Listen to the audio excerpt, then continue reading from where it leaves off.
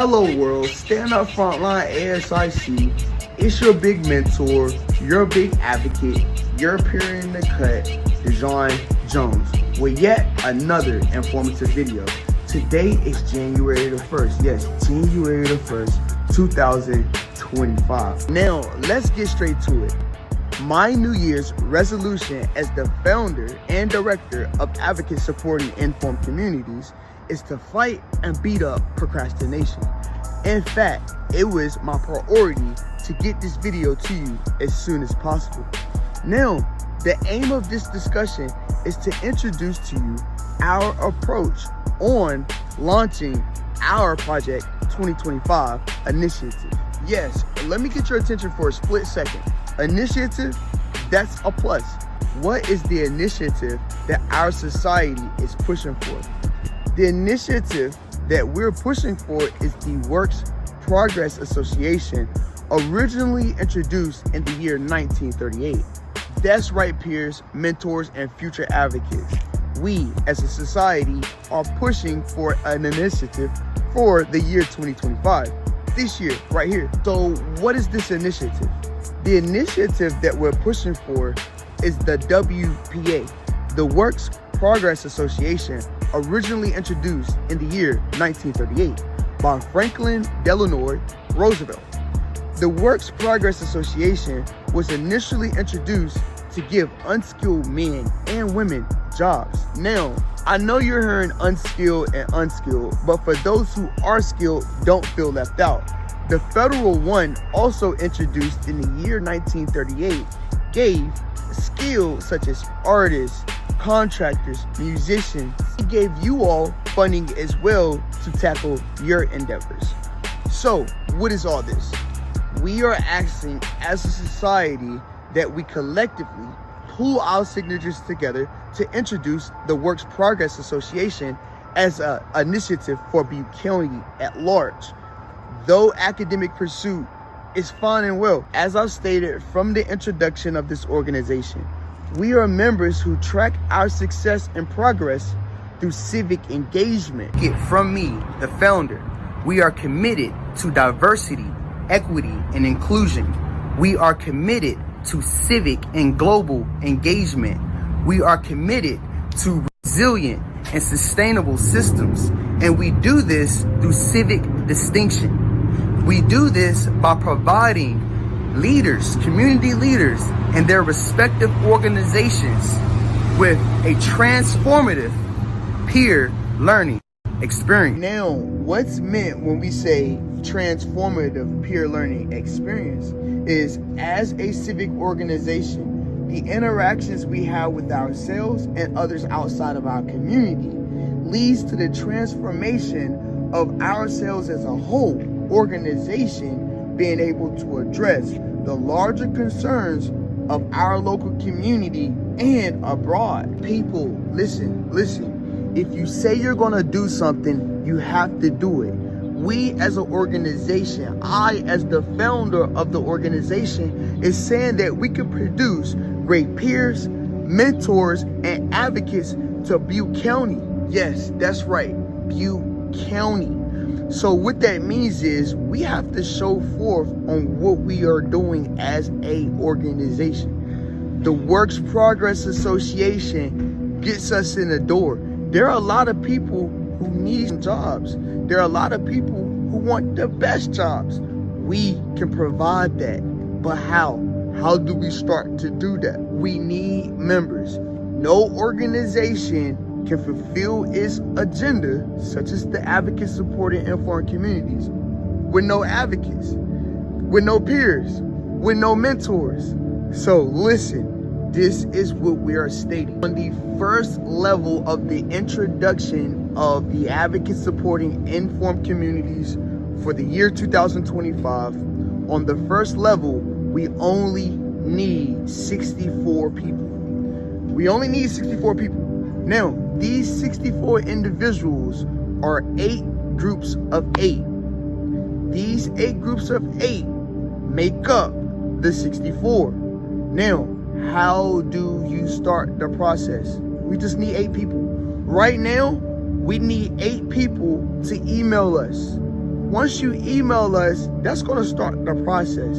Now, there's always a fine print. There's always a little fine print. Let's explain the fine print, and then let's get this video uploaded to YouTube so we can get the ball rolling. Funding, that's it. The fine line, the fine print is funding. No organization can run without it. So let's take a few minutes to discuss our approach on how we generate our first wave of funding. Okay, peers, mentors, advocates, let me maintain your attention. What we are discussing is funding. The approach towards how we generate our first wave of funding starts now. This is a good time to start taking notes. Now, the first word we want to start with is the ASIC Peers Financial Attention Mechanism. That's the Advocate Supporting Informed Communities Financial Attention Mechanism. What is this? Well, it's the formula that comes up with the solution on what we ask all joining members adopting on to the board of our organization. When you look at the structure of Advocate Supporting Informed Community, you see basic visual systems. The first of these systems are what is called the Cognitive Community Agent Square. The Cognitive Community Agent Square is none other than your chessboard. When you look at a chessboard, you see 1 to 64 positions. If you add all those numbers up, 1 to 64, you get 2,080. $2,080 is our normal operation cost operating a month. I'll repeat that. It takes $2,080 to operate as an organization here within our local community. Now, that's $2,080 to operate for 1 month. So what we've done is we've distributed the normal operation costs amongst all 64 members. And that's how we come up with $32.50 a month for each member participating in our program. When it comes to answering the question, how do we come up with our first wave of funding? We ask all joining members adopting to the program to donate $32.50 to our very own nonprofit organization. The $32.50 is for you. There are 31 days in a month. When you divide 31 into $32.50, you get roughly $1.05. So $32.50 a month translates to you have to pay for school, you have to pay for gas, food, shelter, clothing, all these expenses. $1.05 a day gives you access to our organization, its institution, and its many individuals working towards helping you answer those questions. How do you answer the question of how to pay expenses? You answer it by providing employment. And the employment that we're asking for is signatures, and its financial approval is the Works Progress Association. Okay, let's wrap this video up. By the end of the 18th, I need 64 individuals ready with $40 in hand. That's $40 in hand. And the reason why is because you are ready to go into a group. There are going to be 8 groups of 8 that you'll go into. And in the group, every member will first pledge. You'll pledge that you have $40 in hand. And then you'll pledge that after you have underwent your orientation, you'll donate $32.50 into the mustard seed of the Advocate Supporting Informed Communities. The Advocate Supporting Informed Communities is a local nonprofit of Chico, California. As an official 501c3, all donors donating into the organization are eligible for tax deductibles.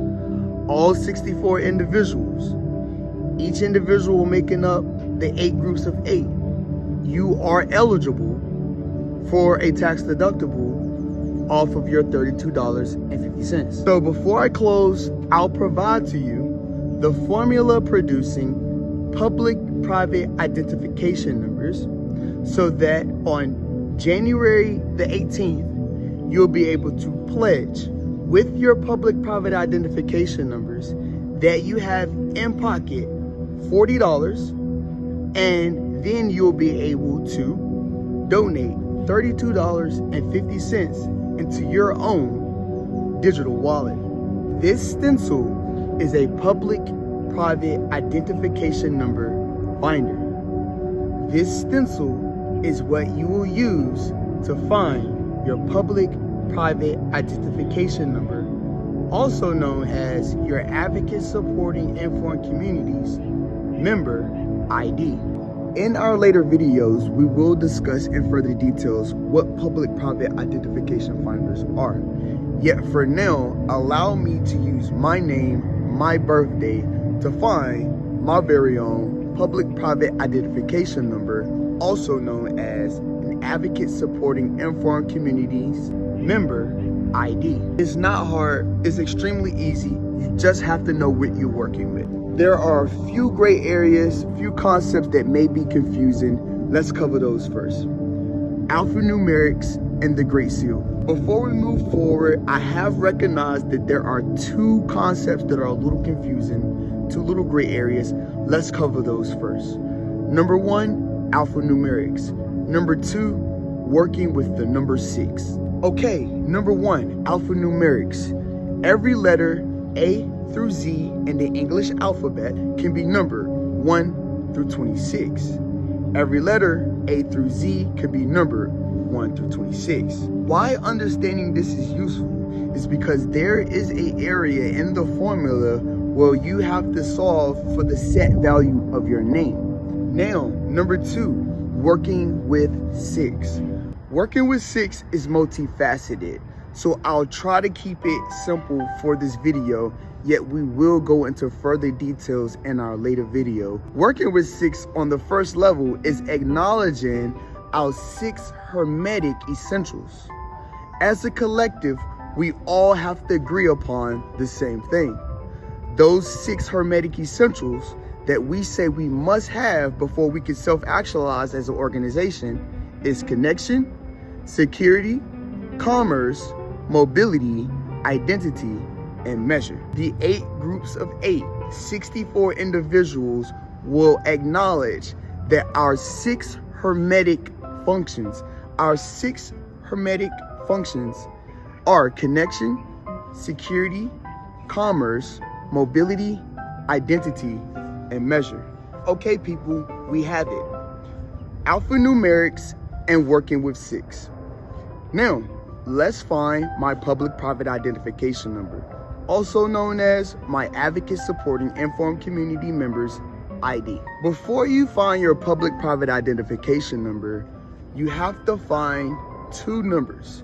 Those 2 numbers are called nominative numbers and compact numbers. Now, a nominative number is a number that is derived from your name. After your nominative number is found, then you'll attach your contract. Your contract is saying basically you, represented as your nominative number, recognize your essential needs as connection, security, commerce, mobility, identity, and measure, also known as number 6. So let's just cover it one more time. A nominative number is what you will use to sign your contract. Your contract is saying that you will work with the Advocate Supporting Informed Communities towards introducing a system that acknowledges essential needs. Those essential needs are acknowledged in your signature contract, and then you are connected to it. That concatenation creates a compact number.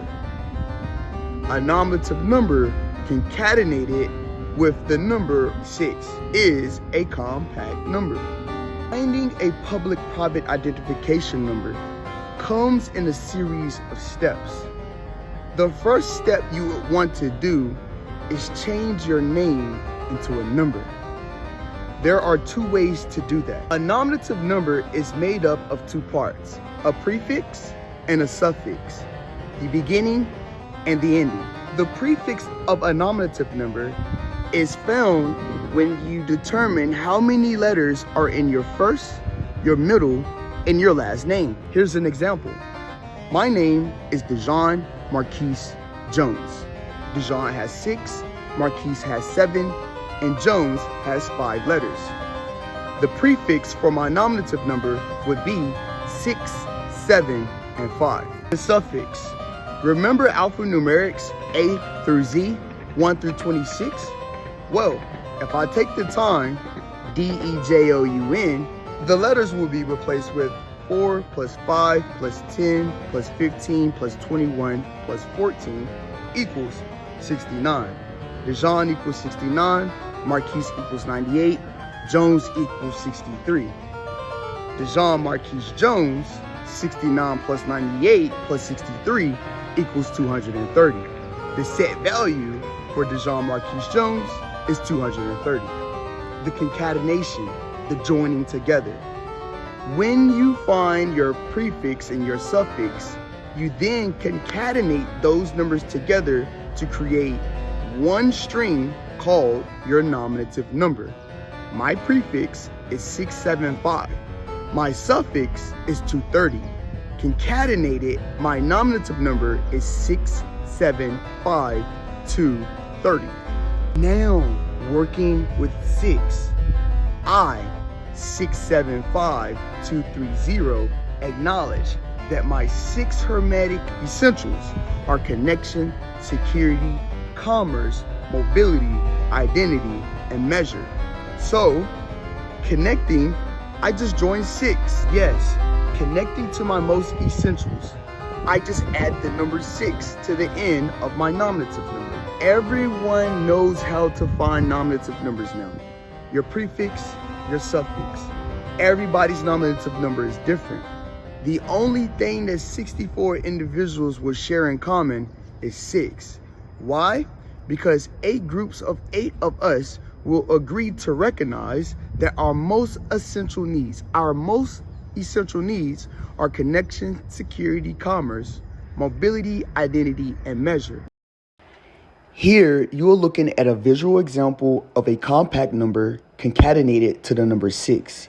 Here is a visual example of how to create a compact. Once compact numbers are found, you either subtract your birthday from your compact number, or you subtract your compact number from your birthday, depending on which one is greater. The laws of subtraction. Being that my birthday is greater than my compact number, I'll subtract my birthday from my compact number. My birthday? August the 11th of 1990. Let's go to our calculator.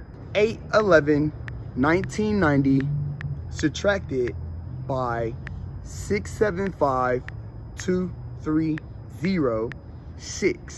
equals 1359684. After all that, we now have my Advocate Supporting Informed Communities member ID, also known as my public private identification number.